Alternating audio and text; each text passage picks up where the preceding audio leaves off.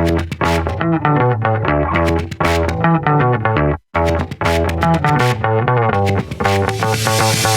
run a business, you understand the importance of keeping up with your numbers and making payroll. Candy Messer is the president of Affordable Bookkeeping and Payroll, and she joins me tonight. Welcome to the show. Thank you. No, we appreciate it. How do you help your clients grow? Because I think that's at the heart of your mission, right? Helping your clients grow their business? Definitely. I want to serve my clients and the community by really helping them understand what they need to do in their business so they can be successful and avoid some of those penalties that not knowing what they should be doing can bring.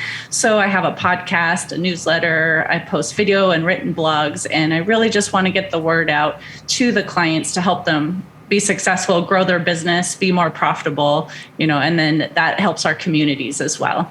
Let's talk about some of those regulations, because Candy, they seem like they kind of change every year, particularly when you get into the taxes. We have new tax laws, and if you're not keeping on top of it, you can get in trouble pretty easily, right?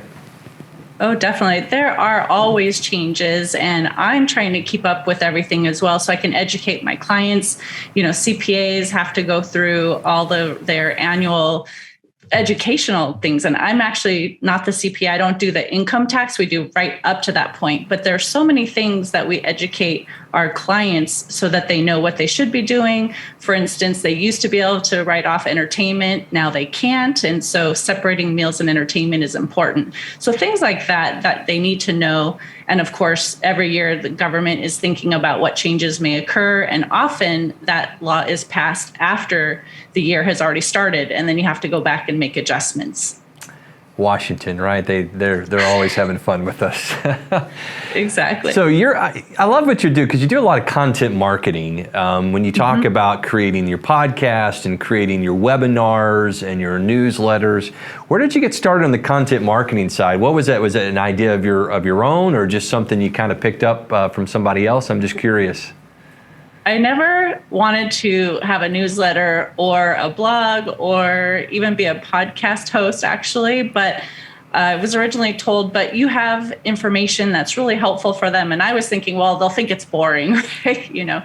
But it is really important to know. And so my goal really is, again, to get the word out. So if people can't afford professional assistance, they at least have the information so they can take what they can and apply it to their business and be, again, as profitable as possible, or apply the information that I share. And it's been helpful for clients too. One of the things I did this year was record a video on the employee retention tax credit and how to claim that. And that has been huge for many businesses who've needed that extra cash. And how has that helped you, your personal business? Because other business owners look at that and they think, Candy, you're giving away information. You're giving away for free. So, but how have you seen that? How has giving that information in turn helped you grow your business? Well, again, because my goal is really to educate and put the word out there. I really have that giving spirit, but I think in a lot of times people get the information, but then they say, I don't think I can really do it myself still. And so they'll reach out for help. And that's exactly what happened with that video that I did for the employee retention tax credit. Again, they would see it was a bit complicated, and the numbers, how do you calculate them? And so in the long run, many clients ended up coming to us for assistance. So it definitely helped my company as well. I was also able to retain, the staff that I had, because of course, when COVID first hit, people were a little nervous and wanted to stop, paying for services. So adding that extra service for the clients was able to help me retain my own staff and then help them really get a lot of the cash that they deserved, and can help them with their cash flow. I love it. I wanted to ask you that because we talk about content marketing all the time, and that giving away information actually sets you up as the expert you already are. You're just showcasing what you know. So let's give us a few tips. We're heading into a fun time of the season. We've got taxes coming up. I know you work, get everything ready up for the CPA. What are some things small businesses need to be doing into February, heading into March? Q1's almost over with. What are some things we need to be thinking about that maybe we're not?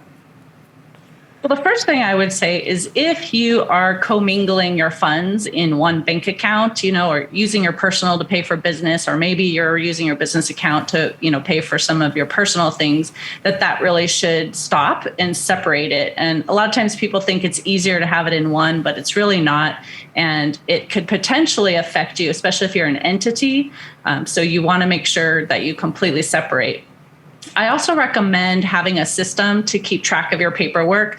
A lot of people just kind of throw it in a file or, don't really pay attention to it. And then come tax time, they're trying to gather everything and they might have misplaced receipts, especially cash receipts. So even if you take a picture of a receipt right as you get that purchase and the receipt is handed to you, so you have a digital copy, then if you're ever audited, you have copies of all those receipts that you could prove your expenses. So I think that's another thing that a lot of people think, well, I'll get to it. And then under the pressure of getting everything to the CPA, they may miss some things. And then you have missed expenses. Right. No, that makes sense. That commingling, by the way, that's the Solarpreneur who is running a business. We had that experience. My wife started a cookie business and we had the business account, but then it was like, who's paying for the flour and sugar? And it does get a little dicey for sure. So that's great advice. And then I'm sure, Candy, you've got some horror stories of people walking up to you with a giant box full of stuff saying help, right? Right. Like literally, I remember on April 12th, one time, someone came in and said, I need my annual books done. And I said, you realize like there's not enough time for us to do it, let alone your CPA to file on time. And he's like, but I have to. I'm on an installment agreement. And if I don't pay on time, I'm in trouble with the IRS. So those kind of things are frustrating because we can't do our best work under that type of pressure either. So just plan ahead and understand it's not as simple as people think. A lot of people think, well, the computer does everything. You don't do anything, right? There you go. That's really a misnomer. I know people are watching. They like what you're saying. They want to find out more information. Where can we find your podcast at? Sure. I post on YouTube under Biz Help for You. YouTube is under my name too, Candy Messer. And it also goes to iTunes, TuneIn, Stitcher, iHeartRadio, Spotify. So you could find the podcast there. And of course, you could find information on my company at abnp.com. And if you need to reach out, we're here to help. Do you have an upcoming, I got about 30 seconds, but do you have a webinar coming up? I do. I recently just did for the California employers as well, so they know what they have to do for the CalSavers program. Right. So if anyone is interested, they can reach out to us. And I also have a new membership for new entrepreneurs that they can find information at smartstart4yourbiz.com. I love it. Candy, I can tell you're on top of it. I appreciate your time. Thank you so much. Thank you. It's Candy Messer, President of Affordable Bookkeeping and Payroll Services. We're back after this.